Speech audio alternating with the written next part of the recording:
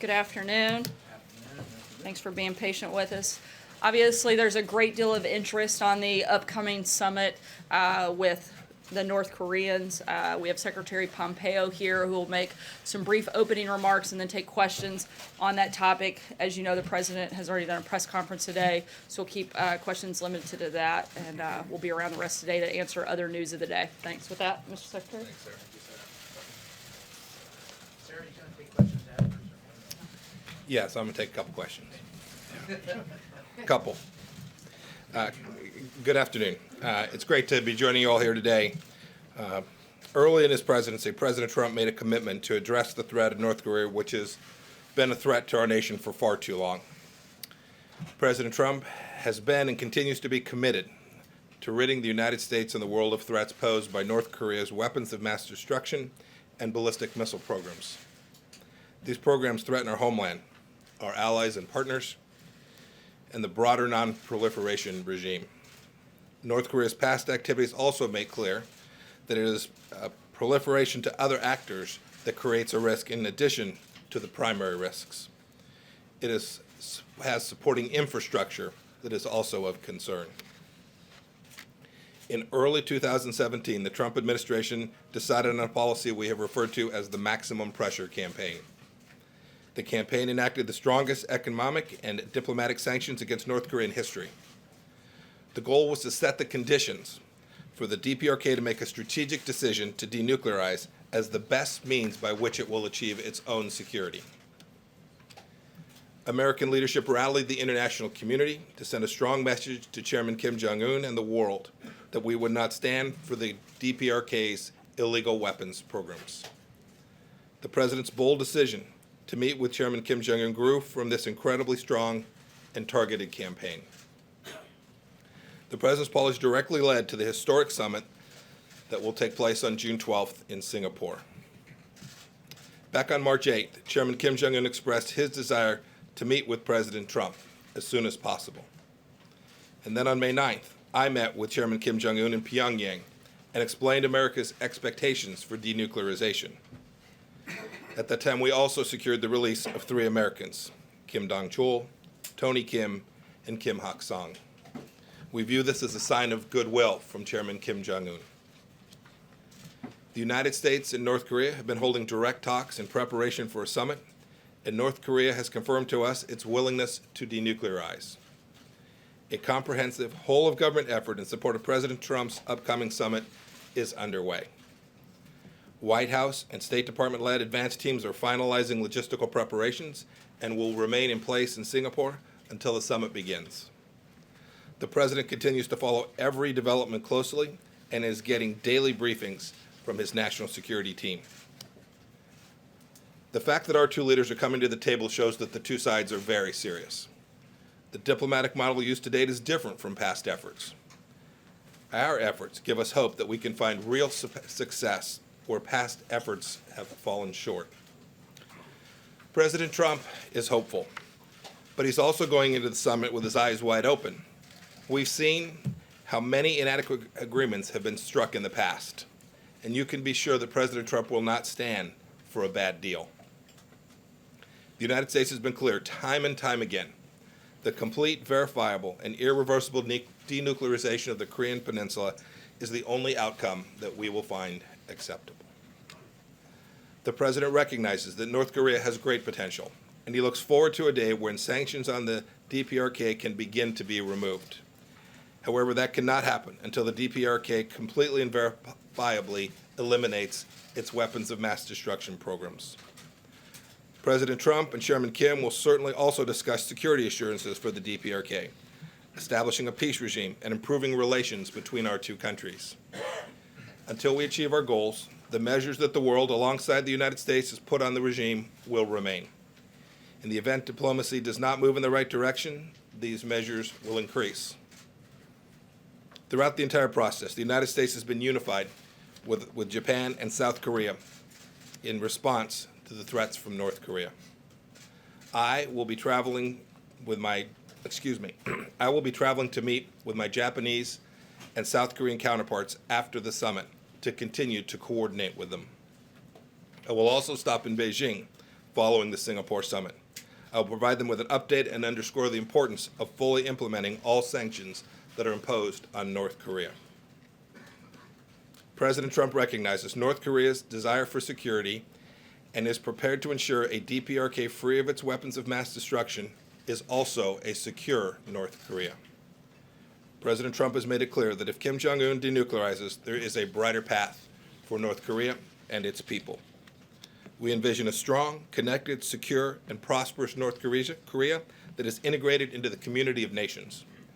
We think that the people of the United States and North Korea can create a future defined by friendship and collaboration, and not by mistrust and fear. We believe that Chairman Kim Jong-un shares this positive vision for the future, and we are committed to find a path forward.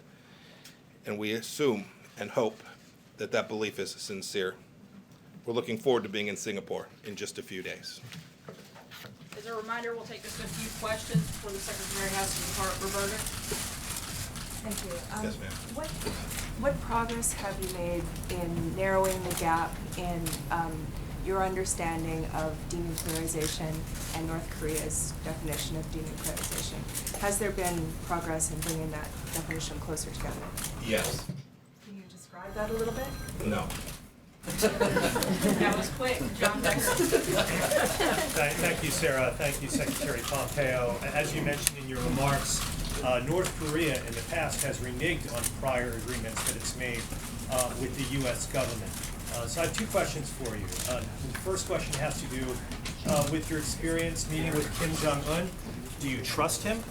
And my second question has to do with the negotiations that are upcoming with North Korea.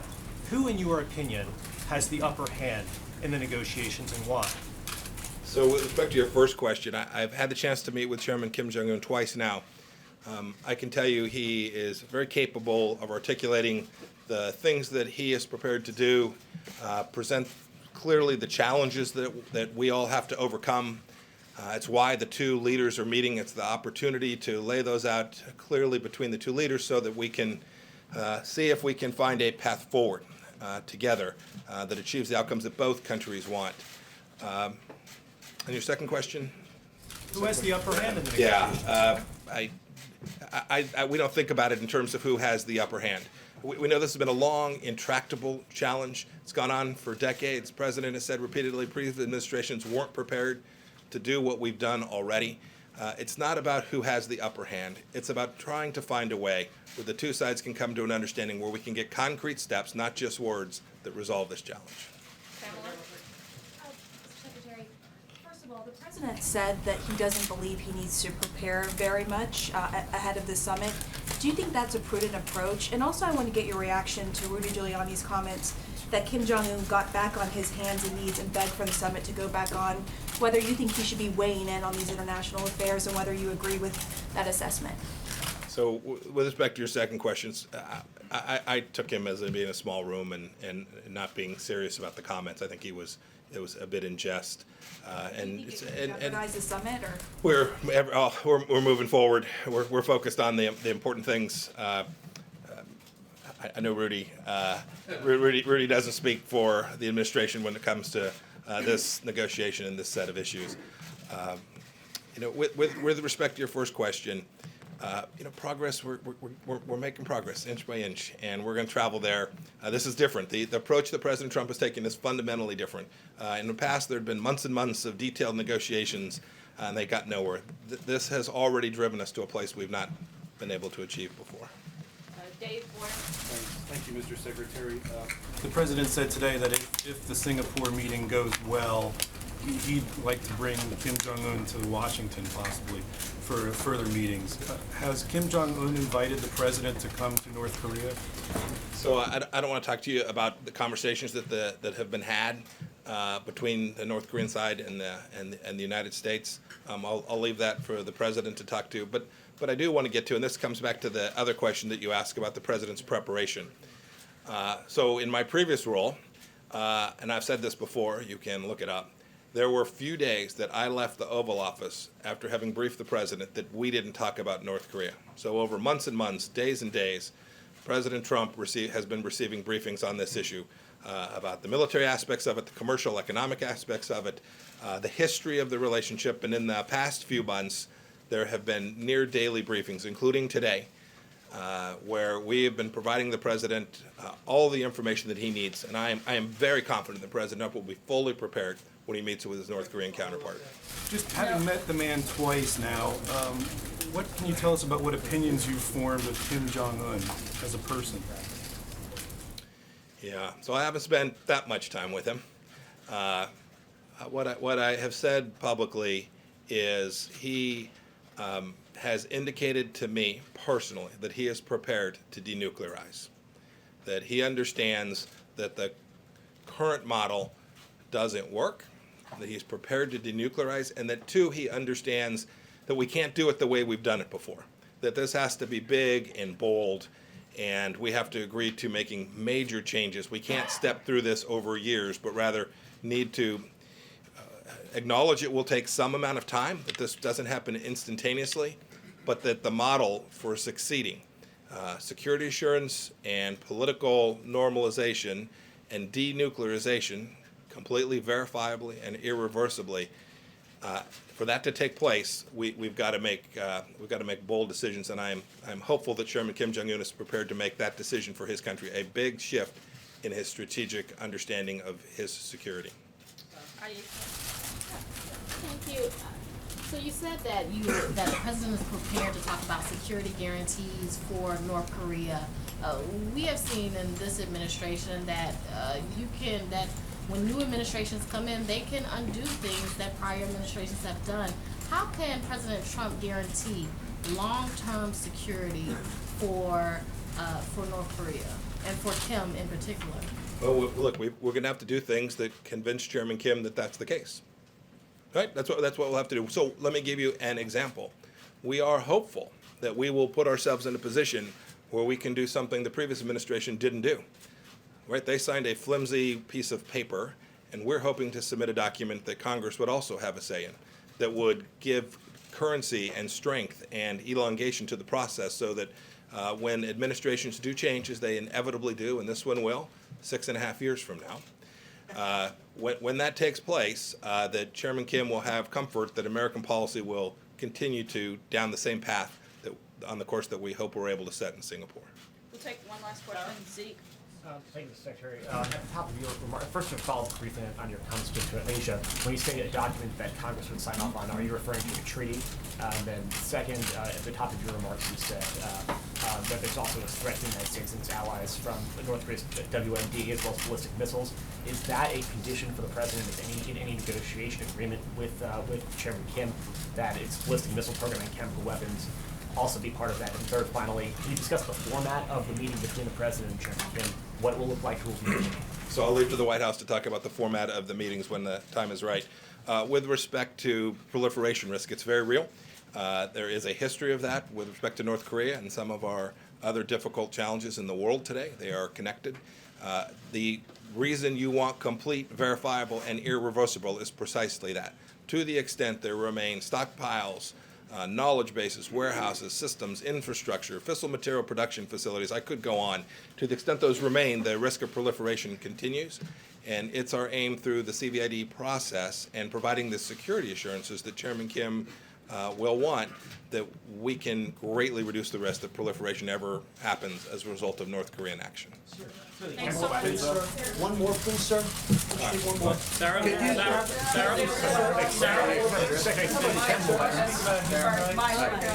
Secretary, can you explain the president's shift when he's gone from talking about defining success for this meeting as a denuclearization of the peninsula to now talking about the need for more meetings? Can you explain what happened there and why the shift? And can you also describe your disagreements over North Korea internally with the National Security Advisor?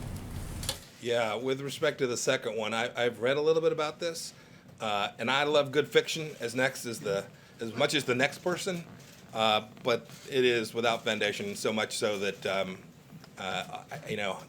I'll be polite since I'm a diplomat now. Suffice to say, those articles are unfounded and a complete joke.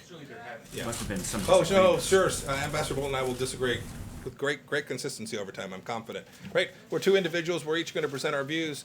I'm confident that will happen on issues from how long this press conference ought to go to issues that really matter to the world. It's absolutely the case that Ambassador Bolton and I won't always agree. I think the president demands that we each give them our own views. So that's great. Yeah. So you had your first question. I'll try and answer. I'll try and answer your first question too. I don't see the shift as disjunctive as you do. The president's always understood that this was a process. It's been very clear that there would always take a great deal of work to do this. So I think you can interpret how you will, but I think your characterization of that is also doesn't reflect the president's understanding. I think his understanding about this process has been pretty consistent since I've been working with him now almost a year and a half ago. Thanks so much, guys. Nuclear weapons on the bargaining table.